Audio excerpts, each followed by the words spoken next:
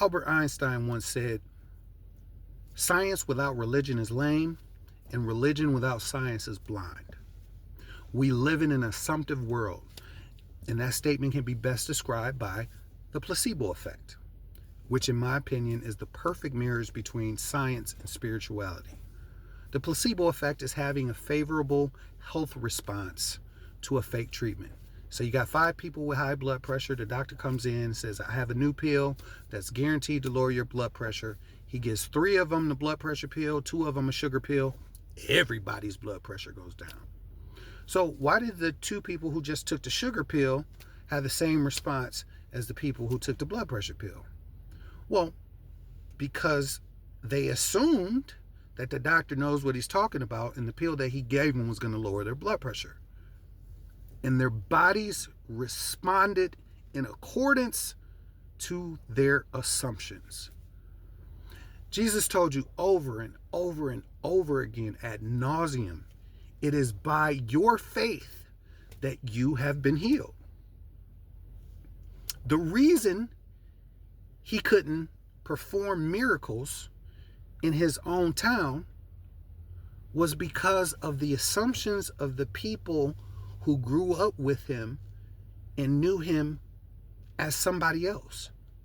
Like if they see this nigga getting beat up in high school or pissing on himself in 5th grade, it's hard to convince them that he is in fact the chosen one. It's hard to convince them that he does in fact have the answers. No prophet is accepted in his hometown, so because of their assumptions and their lack of faith, he couldn't do any miracles there. But the woman with the issue of blood had a whole different set of assumptions. She had this chronic condition. Bible says she went everywhere, spent all her money, went to all the doctors. Nobody could help her. And she heard these stories about Jesus healing people. And she said, "Oh yeah?" She said, "If I could just touch the hem of his garment."